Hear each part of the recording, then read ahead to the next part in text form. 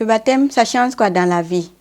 Autrement dit, qu'est-ce qui fait la différence d'une personne avant et après le baptême?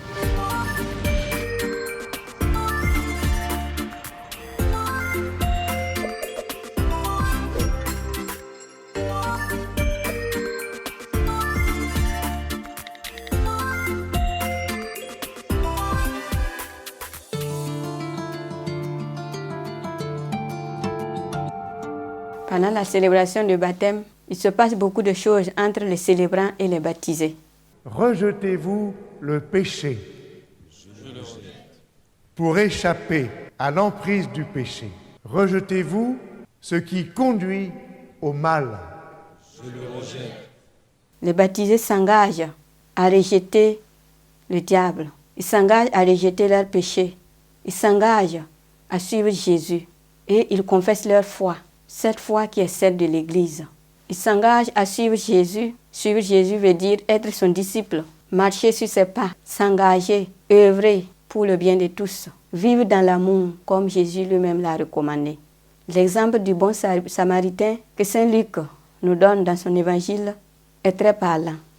Le bon samaritain a manifesté son amour envers l'homme qui était tombé entre les mains des bandits, alors que le prêtre et les lévites le voyaient et passa sans se soucier de lui. Le bon samaritain l'accueille et prend soin de lui. Ce que Jésus lui-même nous recommande, ce que doit être le disciple de Jésus, le baptisé.